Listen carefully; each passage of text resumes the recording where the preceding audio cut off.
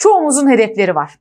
Çalışılması gereken dersler, belki verilmesi gereken kilolar ya da yetiştirilmesi gereken işler. Evet, hedeflerimiz var ama iş harekete geçmeye geldiğinde maalesef çoğumuz atalete düşüyoruz. Atalet, hareketsizlik ya da eylemsizlik demek ve bu atalet döngüsü öyle bir döngüdür ki bir kere içine girmeye başladığında, yani bir kere hareketsizleştiğinde gitgide daha da hareketsiz hale gelirsin.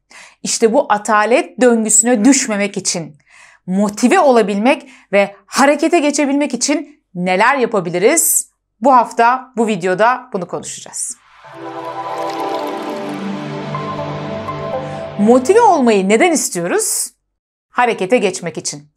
Ve çoğumuzun kafasında şöyle bir şablon vardır. Motive olursan harekete geçersin. Peki bu çoğu zaman doğrudur ama ben size bunun tersinin de doğru olduğunu söylesem, yani harekete geçersen motive olursun.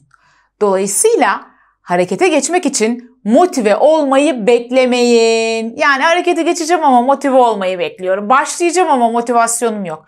Ya onu bekleme. Sen bir harekete geç. Zaten sen harekete geçtiğinde bir süre sonra motive olmaya da başladığını göreceksin. Nerede hareket, orada bereket. Hareketsizlik motivasyonu düşürür. Hareket motivasyonu artırır. O yüzden lütfen motive olmayı bekleme. Neyi yapman gerekiyorsa kalk, harekete geç ve yapmaya başla.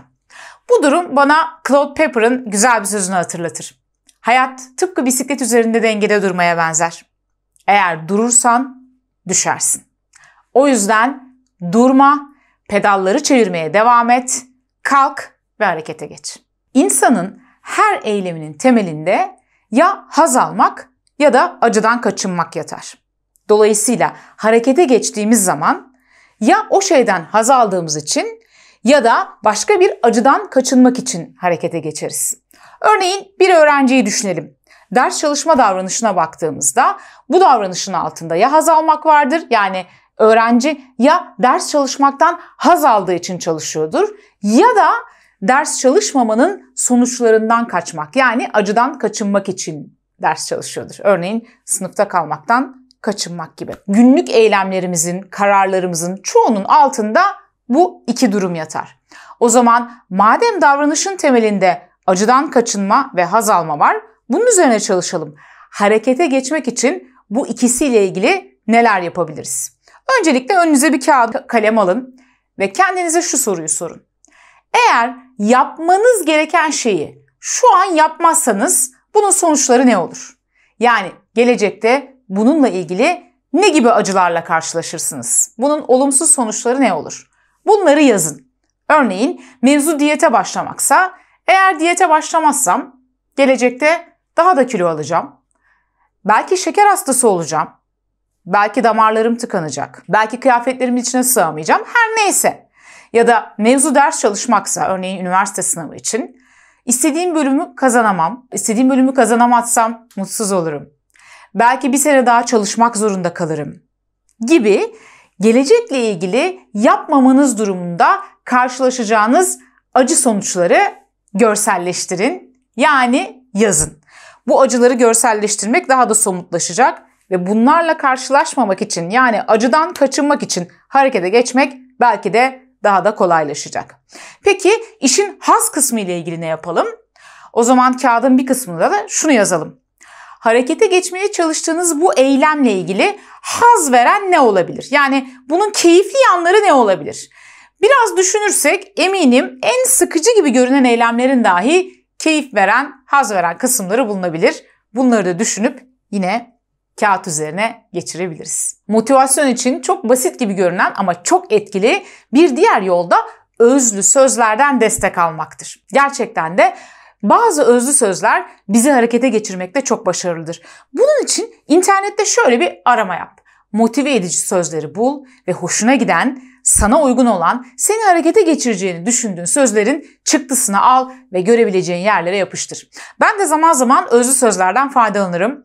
Örneğin en sevdiğim özlü sözlerden bir tanesi şimdi değilse ne zaman? Yani harekete geçmek için neyi bekliyorsun? Mesela Spor yapmam gerektiğinde ya da bir diyete başlamam gerektiğinde ise bunlar genellikle acı verici gibi gözüktüğü için bana hep şunu söylerim.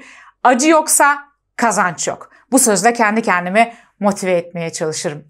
Ya da önümde bitirmem gereken işler dağlar gibi biriktiğinde ve ben başlamaya çok üşendiğimde kendime şunu söylerim. Bitirmek için başlamak gerek. 1 kilometrelik bir yol bile bir adımla başlar. Bu sözler gerçekten de harekete geçirmede etkili oluyor bende. Sen de kendine uygun sözler bulabilirsin.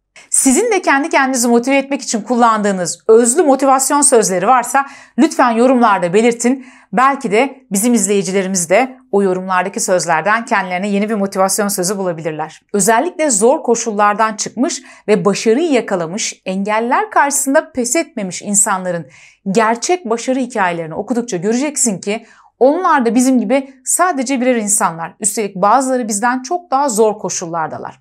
Ancak bizlerden farkı onların engeller karşısında pes etmemeleri ve azimle yollarına devam etmeleri.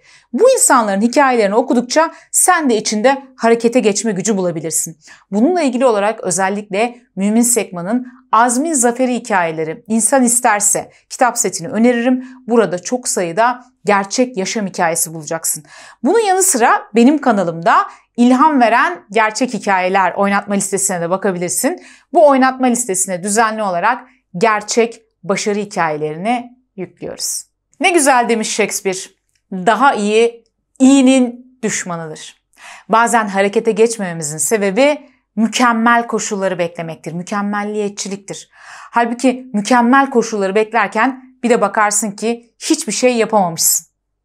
O yüzden harekete geçmek için koşulların mükemmel olmasını bekleme. Sen bir harekete geç, yolda düzeltirsin. Yani birazcık da göç yolda düzelir diyebilmek gerekir. Bazen de hedeflerimiz için harekete geçmekten bizi alıkoyan şey başarısızlık korkusudur. Ya olmazsa, ya başarısız olursam diye düşünürüz ve bununla ilgili türlü senaryoları kafamızda kurarken kendimizi buluruz. Yani ya olmazsa ne olurun görsel bir imgesini yaratırız ve onun içerisinde adeta kayboluruz. Halbuki yapmamız gereken şeylerden bir diğeri de ya olursa, yani başarılı olduğumda nasıl olacak? Hedefe ulaştığımda nasıl olacak? Hayatım nasıl değişecek? Kendimi nasıl hissedeceğim? Buna odaklanmaktır. Bununla ilgili olarak imgelemenin, yani hayal gücünün gücünü kullanabilirsiniz. Başarıya ulaştığınızda hayatınızın nasıl olacağını, diğer insanların sizi nasıl tebrik edeceğini, neler yaşayacağınızı düzenli olarak hayalinizde canlandırın. Bunun adeta spor gibi bir egzersiz olarak düşünün ve günlük olarak yapın. Hatta bununla ilgili eğer talep gelirse birkaç tane motivasyon meditasyon videosu yükleyebiliriz. Eğer böyle bir talebiniz varsa lütfen yorumlara yazın. Yeterince talep gelirse böyle bir video yapabiliriz. Özetle ne istemediğinize değil, ne istediğinize odaklanın. Enerjinizi sizi hedefinize doğru giderken alıkoyacak olası engeller üzerine değil, nasıl başarılı olacağınız üzerine odaklayın. Harekete geçmememizin sebeplerinden bir diğeri de öz yeterliliğimizin düşük olması olabilir. Öz yeterlilik Stanford Üniversitesi'nden psikolog Albert Bandura tarafından kişinin hedeflerine ulaşacağına dair kendi yeteneklerine olan inancı olarak tanımlanır. Yani öz yeterliliği yüksek olan bireyler kendi yeteneklerinin, kendi yeterliliklerinin o hedef için uygun olduğunu düşünürler. Dolayısıyla daha kolay motive olurlar ve engeller karşısında kolaylıkla pes etmezler. Peki sizin öz yeterliğiniz ne durumda? Mesela hedefe doğru ilerlerken herhangi bir engelle karşılaştığınızda kendinize zaten başarısız olacağımı biliyordum mi diyorsunuz?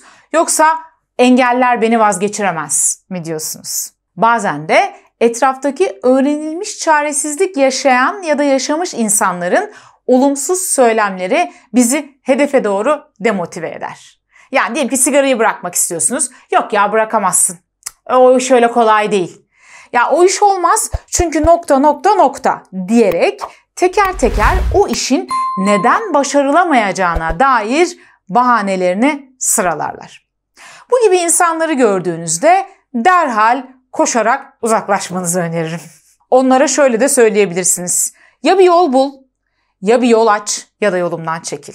Bazen de bir başkası değil de kendi kendimiz, kendi içimizdeki o iç ses bizi demotive eder ve neden olamayacağına dair bahaneleri sınırlar. Çoğumuzun içerisinde geçmiş başarısızlık tecrübelerimizden ya da gözlemlediğimiz şeylerden, duyduklarımızdan yola çıkarak içimizde oluşturduğumuz, bizi sınırlandıran, harekete geçmemizi engelleyen inançlar vardır. Mesela ya bu saatten sonra olmaz ya, kaç yaşına gelmişim artık bu yaştan sonra olmaz gibi. Ya da ya ben yapamam, ben başaramam, iradesizim gibi. Ya da ya bu hayatta zaten çalışarak bir yere gelemezsin gibi gözlemlerimiz ya da yaşanmışlıklarımız sonucu oluşturduğumuz bir takım sınırlandıran inançlar da harekete geçmemizi engelliyor ve bizi demotive ediyor olabilir. Bunlarla baş edebilmenin ilk adımı bunları fark etmektir. O yüzden şöyle kendi kendinize bakın ve sizi harekete geçmekten alıkoyan olası sebeplerinizi yazın. Bunlardan kaç tanesi gerçek, kaç tanesi bahane, farkına varın. Sizi demotive eden şey ister kendi iç sesiniz olsun, isterse dışarıdaki diğer insanların sesleri olsun. Eğer hedefinize ve kendi yeterliğinize inanıyorsanız yola devam edin ve aklınıza hep kurbağanın hikayesini getirin. Bir gün kurbağalar köyün ortasındaki çok yüksek bir kuleye tırmanma yarışı yaparlar. Yarışmacı kurbağaların yanı sıra seyirci kurbağalar da alana gelirler ve doldururlar izlemek için. Ancak seyirci kurbağalar yarışmacı kurbağaların hiçbirinin o yüksek tepeye çıkacağına inanmamaktadır. Bu yüzden de kendi aralarında konuşurlar. Zavallılar nasıl olsa başaramayacaklar. Boşu boşuna yarışıyorlar. Kendi aralarındaki bu konuşmalar aslında yarışmacı kurbağalar tarafından da duyuluyordur. Yarışma başlar ve kurbağalar teker teker kuleye tırmanmaya doğru yol alırlar. Derken kuleye tırmanamadığını gören kurbağalar teker teker yarışmayı bırakmaya başlarlar. Onların yarışmayı bıraktığını gören seyirci kurbağalar ise daha yüksek bir sesle "Yapamayacaksınız, başaramayacaksınız, inin oradan, boş verin" diye tezahüratlarını yükseltmeye başlarlar. Bu yüksek tezahüratların da eşliğiyle teker teker kurbağalar yarışmayı bırakırlar. Ancak bir tanesi hariç. Bir tanesi her türlü olumsuz protestoya rağmen tırmanmaya devam eder, vazgeçmez, pes etmez ve sonunda da en tepeye ulaşmayı başarır. Seyirci kurbağalar buna oldukça şaşırırlar ve acaba bunu nasıl başardı diye onun yanına giderler ve sorarlar. Yahu buraya kimse tırmanamazdı, sen bunu nasıl başardın derler ama bir cevap alamazlar. Evet, çünkü bizim kurbağamız sağırdır. Sağır olduğu için de bu tezahüratları duymamış ve başarmıştır. İşte siz de ister içinizden olsun, ister dışınızdan olsun sizi demotive eden o seslere karşı sağır olun. Motive olabilmek için konfor alanı kavramının farkına var. Kendi konfor alanını belirle ve mümkünse orayı terk et. Sürekli yaptığın işler, şimdiye kadarki alışkanlıkların, tecrübelerin, bilgilerin senin konfor alanını oluşturur. Bu konfor alanının içerisinde rahat ve huzurlusundur. Çünkü her şey tanıdık ve bilindiktir. Örneğin 10 yıldır aynı iş yerinde çalışıyorsan artık orası senin konfor alanındır. Çünkü yeni olan hiçbir şey neredeyse yoktur. Dolayısıyla her şey tanıdık ve bilindiktir.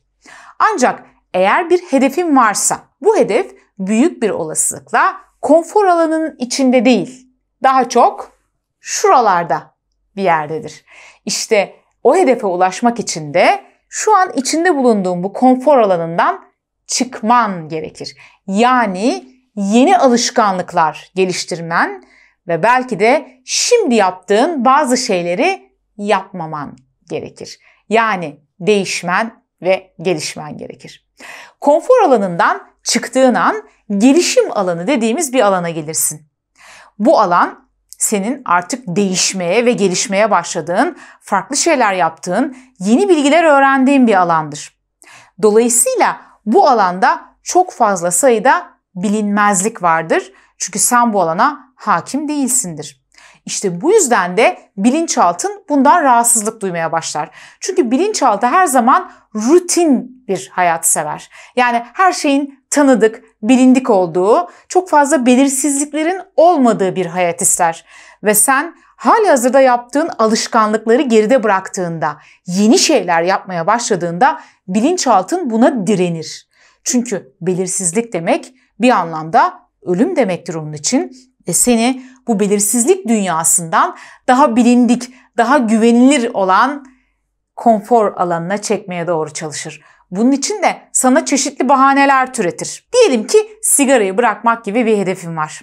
Şu anda dumanlı hava sahanda, yani konfor alanının içerisinde rahatsın. Çünkü her zaman yaptığın şeyi yapıyorsun.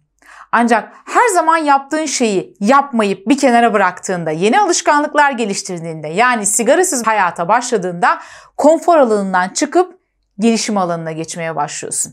Gelişim alanına girdiğinde ilk zamanlar belki her şey çok güzel.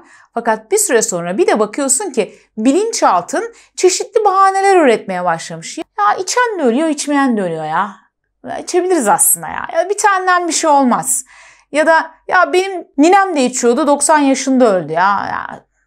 Aslında bizim genler sağlam gibi çeşitli bahanelerle bir de bakmışsın ki tekrar dumanlı hava sahana geri dönmüşsün.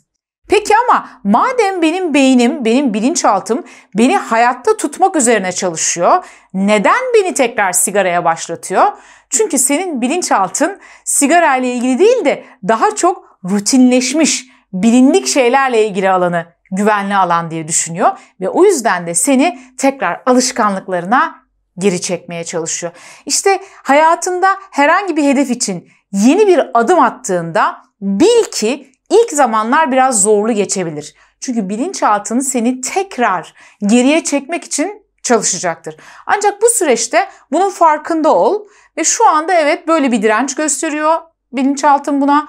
Ancak ben buna alışacağım diyerek eğer direnirsen bir süre sonra artık bu yeni alan, yani gelişim alanı da senin bilinçaltın için tanıdık, bilindik ve güvenilir bir yer haline gelmeye başlayacak.